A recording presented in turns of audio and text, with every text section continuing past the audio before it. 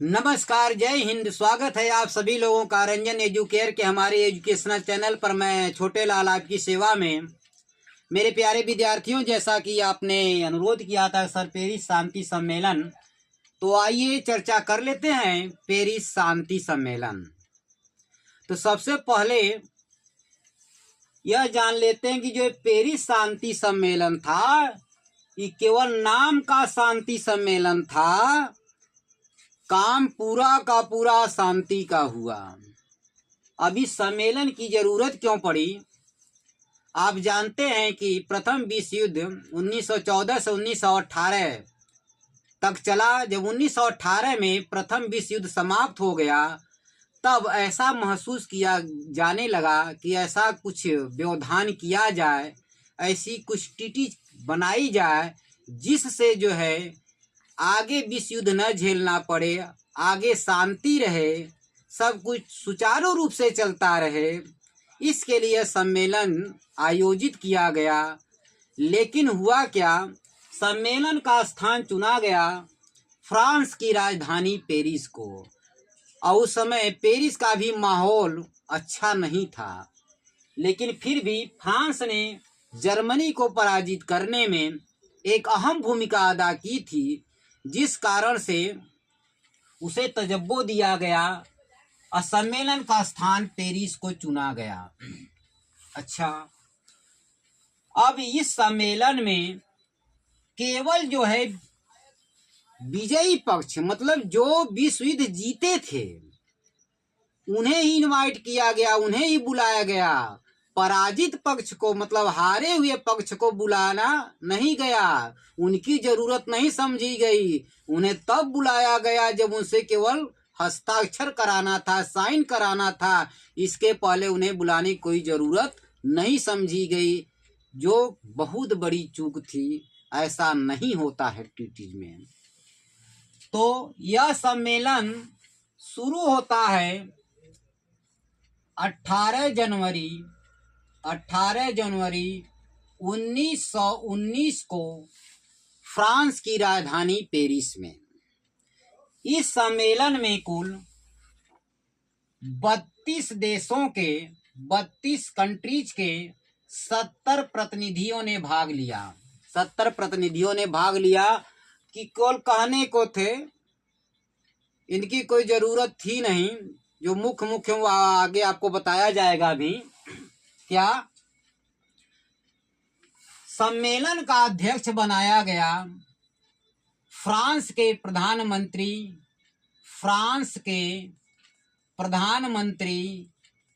क्लीमेंसो को सम्मेलन का, पेरिस शांति सम्मेलन का अध्यक्ष थे। जो दूसरे एक बहुत अहम व्यक्ति थे, वो थे अमेरिका के अमेरिकन प्रेसिडेंट वुडरो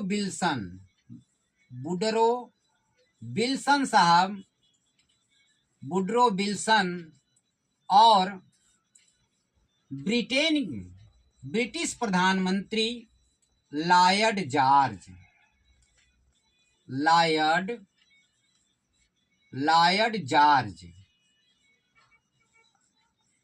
पूरा सम्मेलन जो है इन्हीं तीनों के इर्द गिर्द घूमकर रह जाएगा। पूरा सम्मेलन इन्हीं तीनों के इर्द गिर्द घूमकर रहेगा। क्या कहने को तो इस सम्मेलन में 32 देशों के प्रतिनिधियों ने भाग लिया, ठीक। लेकिन जो है अंत में यह निर्णय किया गया, भैया बड़ा चाचा हो रहा है। तो कुछ वरिष्ठ जो लोग थे, उसमें उनकी एक परिषद बनाई गई, जिसमें फ्रांस, अमेरिका, ब्रिटेन, जापान और इटली के राष्ट्राध्यक्षों की एक परिषद बनाई गई। अब बाद में क्लेमेंसो के अड़ियल रवैये के चलते, इतना कमीना था, इन्हें किसी की बात नहीं मानता था अपने आगे, तो इसके रवैये के चलते जापान और इटली ने भी जो है सम्मेलन को बीच में ही छोड़ दिया। अब 4 महीने के काफी रर के बाद जाकर एक मसौदा तैयार किया गया। ठीक, तो इस सम्मेलन में, पेरिस शांति सम्मेलन में कहने को तो 10 संधियां हुई थी, लेकिन जो सबसे खतरनाक संधि थी वह है वर्साय की संधि। वर्साय की संधि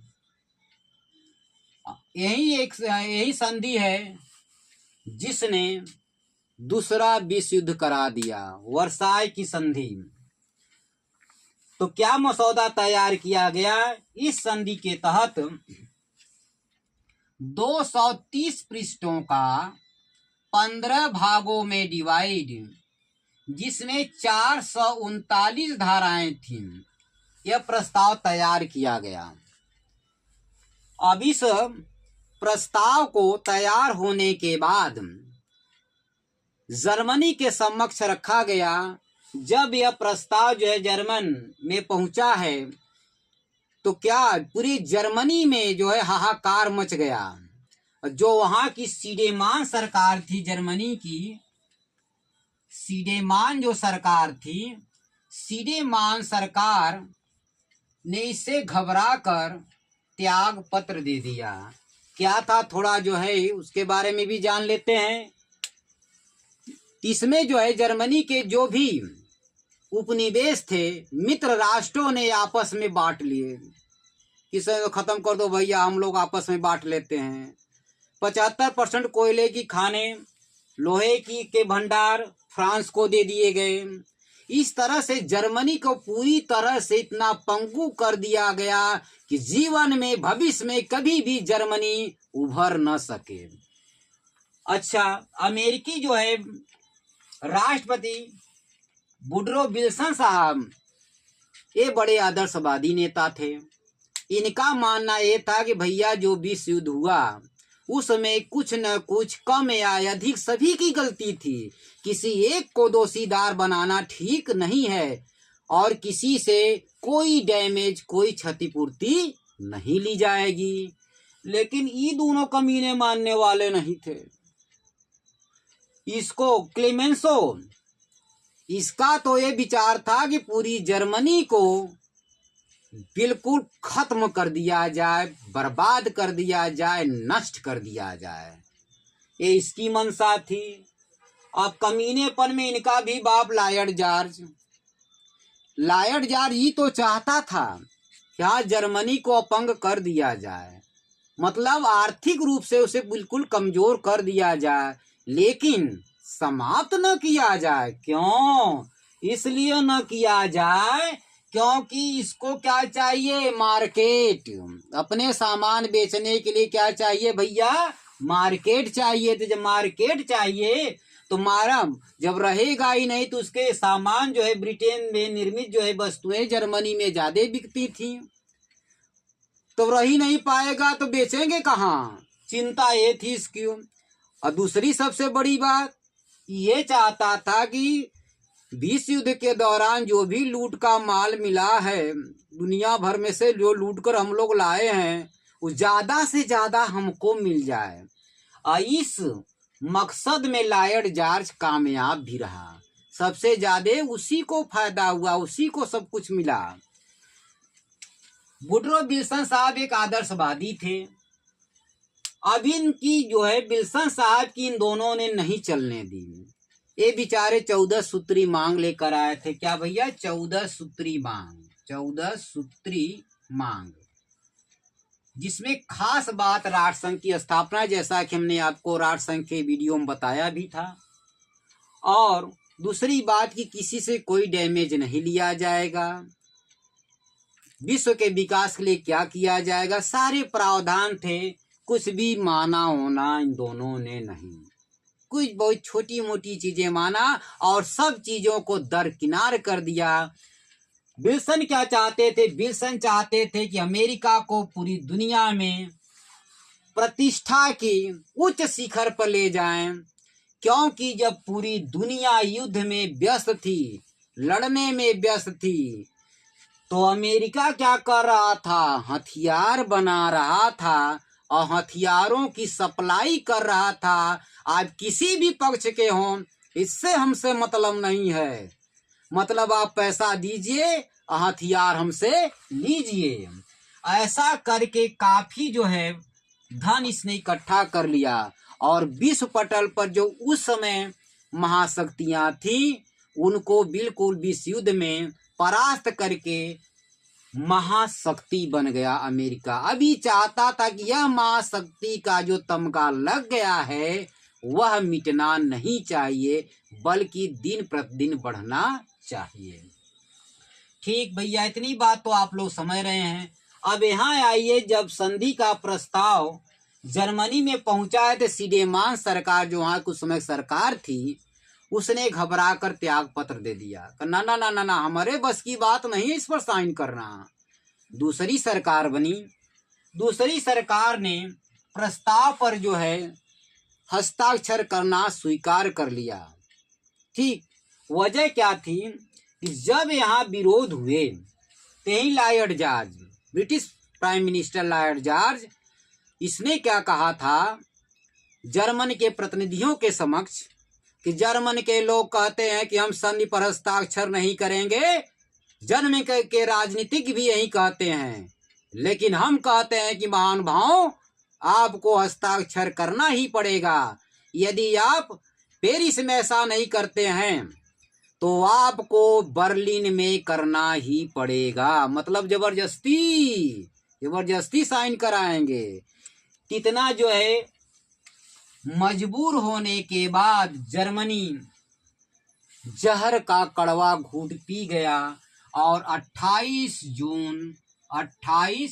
जून 1919 को वर्साय के शीश महल में, यूं कहिए कि राजमहल में संधि पर हस्ताक्षर कर दिया। अरे विरोध में 60,000 शब्दों में विरोध दर्ज किया था, लेकिन कुछ भी कोई सुनवाई नहीं हुई थी।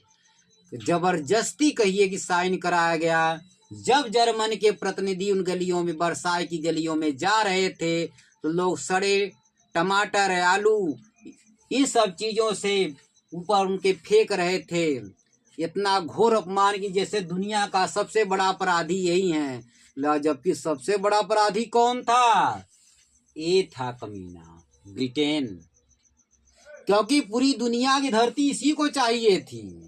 पूरी दुनिया का धन दौलत, सोना चांदी, रुपया पैसा इसी को चाहिए था। लेकिन अब जीत जाने के कारण जो है कि ना, सारे पाप धुल गए, गंगा में नहा लिया था। अब उस समय जब जो है जर्मन के प्रतिनिधियों ने साइन कर दिया तो उनका एक फौजी, जो उसमें चोट लगने के कारण, युद्ध में चोट लगने के कारण हॉस्पिटल में एडमिट था, जिसका नाम विश्व इतिहास या कहिए कि धरती जब तक रहेगी तब तक लिया जाएगा, हिटलर। क्या नाम भैया? हिटलर। जब उसने रेडियो पर यह समाचार सुना तो उसने कहा कि देशद्रोह, यह गलत है, ऐसा नहीं होना, जबरदस्ती हमारे साथ किया गया। और वहीं साइन करके जब जर्मन प्रतिनिधि निकले वर्साय के राजमहल से, तो उन्होंने भी कहा कि आज हमारा देश दबाव के कारण झुक रहा है, लेकिन हम आने वाले समय में जर्मनी अपना वजूद ढूंढेगा, तब जाकर हमारा सपना साकार हो जाएगा। मतलब ये लोग चाहते ही, दोनों कमीने, तो पूरी दुनिया को उस समय विश्व युद्ध से बचा सकते थे, दूसरे विश्व युद्ध के अहंकार से बचा सकते थे, लेकिन केवल अपने लालच में कि ज्यादा से ज्यादा माल हमें मिले, ज्यादा से ज्यादा सोना चांदी रुपया हमको मिल जाए, इस लालच में पूरी दुनिया को जो है दूसरे विश्व युद्ध में ढकेल दिया। अंतोगत्वा दूसरा विश्व युद्ध हुआ, इतिहास गवाह है। तो जर्मनी ने बड़े दबाव के कारण संधि पर हस्ताक्षर करना स्वीकार कर लिया था। इसे कहते हैं वर्साय की अपमानजनक संधि। कि इसी संधि में दूसरे विश्व युद्ध का बीजारोपण कर दिया गया था। यदि यह संधि ठीक ठाक हुई होती, सही हुई होती, दुनिया के कल्याण को देखकर हुई होती, तो दूसरा विश्व युद्ध शायद न हुआ होता। इसी के साथ पेरिस शांति सम्मेलन ये पूरा होता है। जय हिंद।